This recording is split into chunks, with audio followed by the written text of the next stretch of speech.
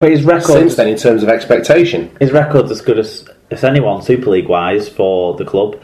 Yeah, I know Nathan Brown got him to a couple of Challenge Cup finals, but so maybe there would have been an argument for keeping him around. They obviously think he was too big a part of the problem to do that. Yeah, well, good luck to Huddersfield going forward. Someone who must not quite know what the fuck's going on for himself at Huddersfield at the minute is 27-year-old Manly forward Tom Simmons, who has agreed a 3.5-year deal with Huddersfield. Simmons has been in the NRL with the Sydney Roosters and the Manly Sea Eagles. He said he's ready to get going in Super League. He says, "I'm excited to be here. It's been a slow couple of weeks waiting to get over, but now I'm here, I can't wait to get out on the field and start playing. Coming over to the UK was something I've always wanted to do. The timing of it wasn't something I guess I'd planned, but the opportunity came up a couple of weeks ago.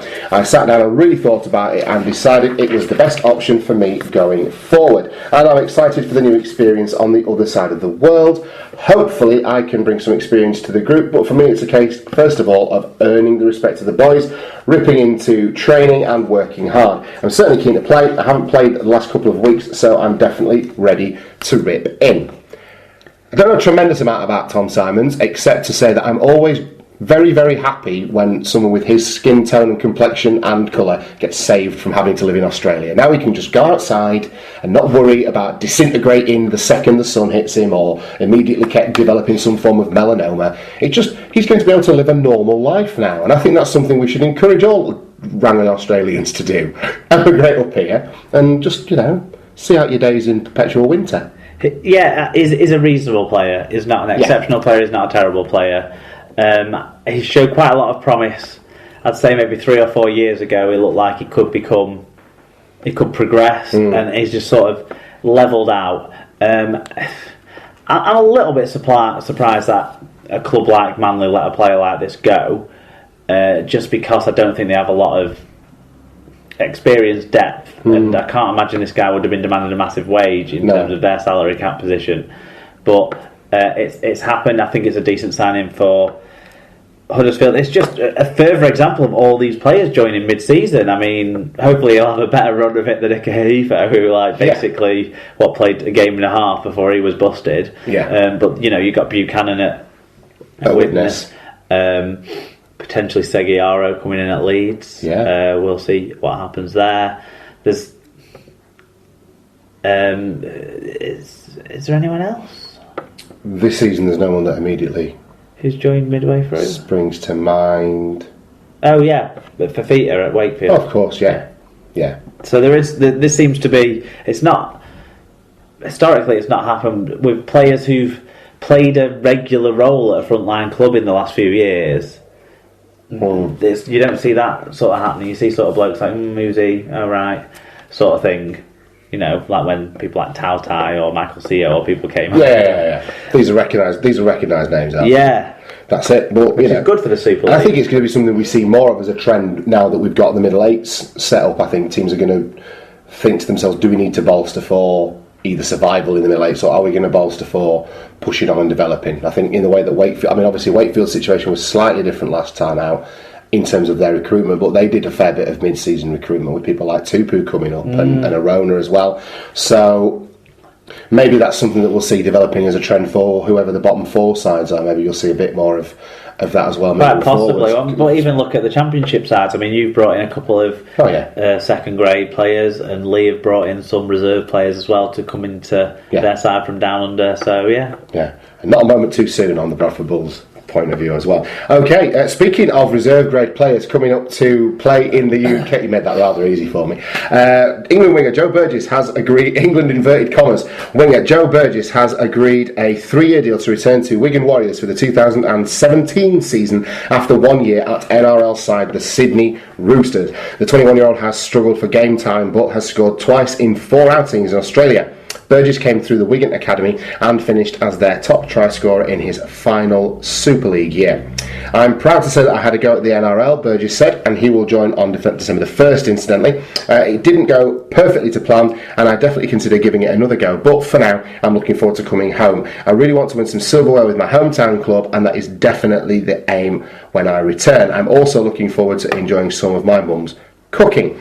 Meanwhile, Burgess will link up with his England namesakes Sam, Tom and George at South Sydney Rabbitohs for the rest of the season. The England international has reportedly been granted early release from his contract at the Roosters, who earlier completed a deal to bring Luke Keary to the club from the Rabbitohs. So lots to talk about there. Colin Renner got in touch and he said that didn't last long. Lee Whitnell got in touch via Twitter and said more tissues required in the Mark household. Probably so. And Bri Davies, Burgess and Eden coming back after time in the whole place is just wiped clean now. If we you just had everything laminated. Yeah. If we shone on an ultraviolet light around your living room, it would just like glowing. I don't know, because I go to the games to watch I go to the grounds to watch the games, don't I? As much as I can. So I'm not a TV armchair supporter. I'm not saying you're a TV armchair supporter. I'm saying you've had a lot of wanks over the return of your boy Burgess. Midway through Brian's tweet, sorry Brian, Burgess and Eden coming back after time in the NRL reserves. Has any Brit torn it up in Super League after a spell in Australian reserve grade? The only name I could come up with, and I wouldn't necessarily say torn it up, but with Ben Crooks coming back from his time in Parramatta, he played. I'm not even sure he made a first team appearance for Parramatta, and he's come back. I would definitely. Well, he went the Young Player of the Year, and I think he's come back an improved player, definitely for what we're seeing at Castleford. Well, he went the year after. Forgive me. Yeah, so he had a dip in time. I mean, you got to say, Mav won a couple of Challenge Cups, whether or not you rate him or not. When he came back, he's played a lot of games since, but he probably didn't rip it up as such.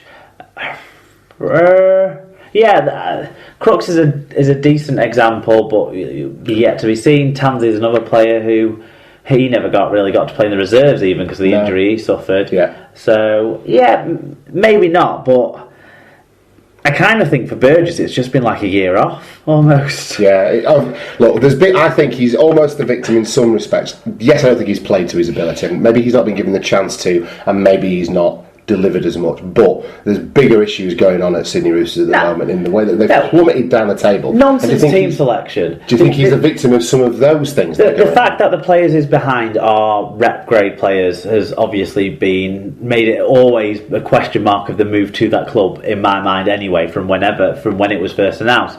Tupu has not been playing any better than Joe Burgess has been playing. Joe Burgess was scoring tries week after week after week for a month in the reserve grade for the New South Wales Cup side, but then jumped into the NRL side for an underperforming team, and he didn't win games by himself. You don't expect a 20-21-year-old to do that in the NRL with limited experience of it, especially in a side where the halves weren't functioning and the forward pack was missing probably one or two of its most serious weapons. Yeah.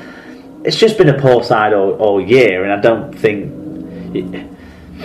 that's benefited Burgess. I don't think he was ever seen to be an immediate plug-in and play option, and obviously it's just not worked out in that club with that situation, and it's unfortunate.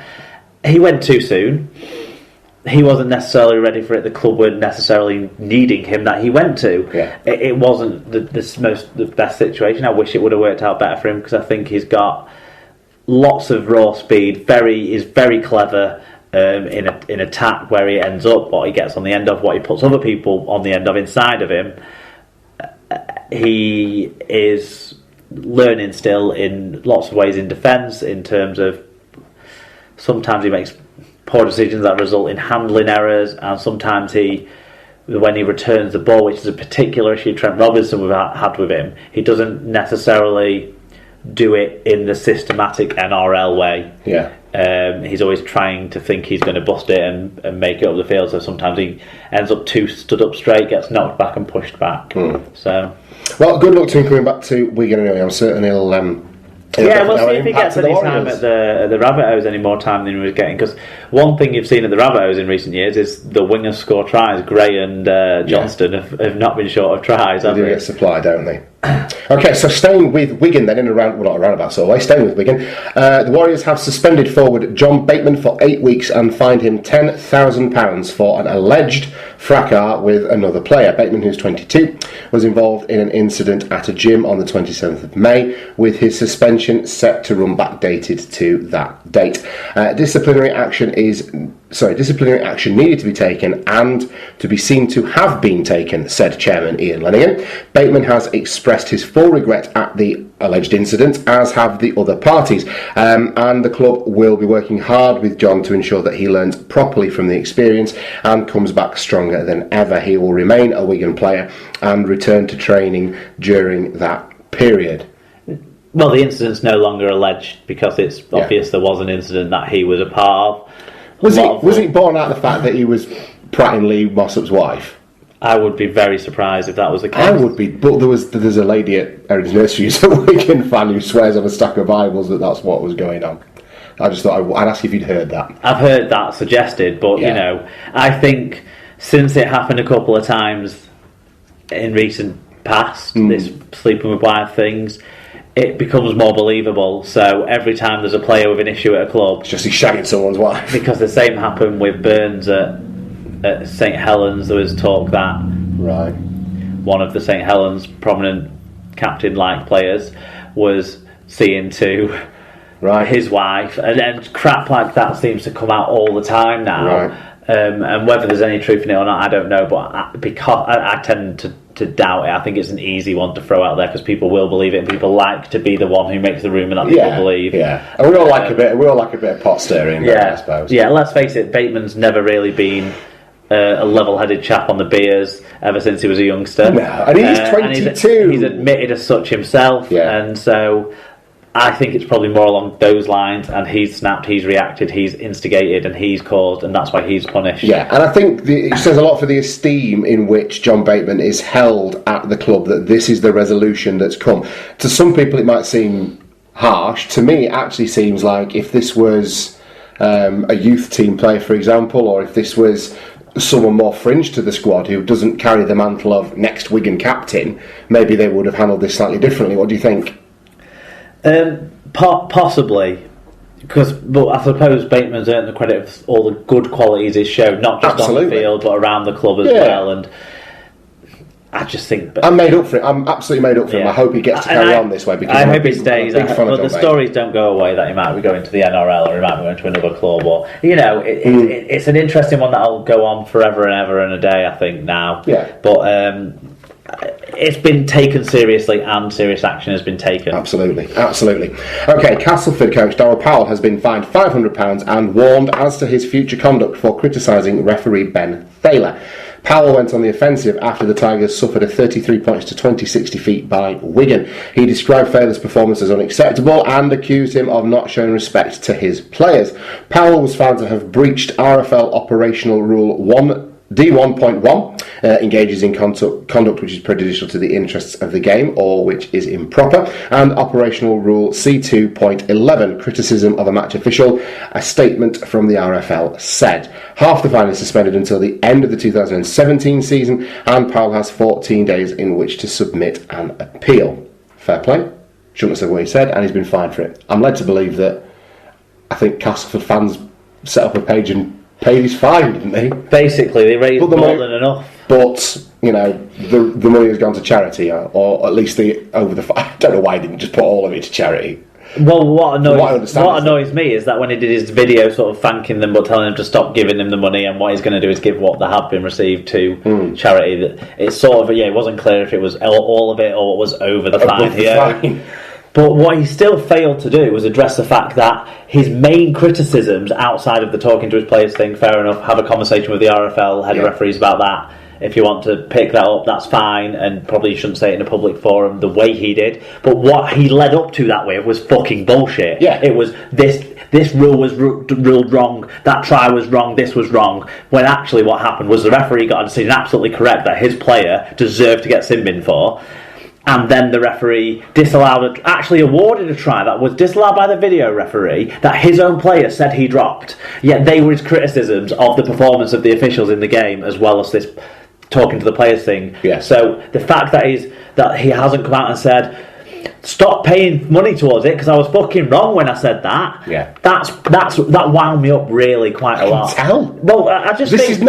This is the most animated I've seen you in quite some time. I just think you need, how does this help the situation that he basically applauded them for? It said, when stuff goes against the club, we all stick together like a family.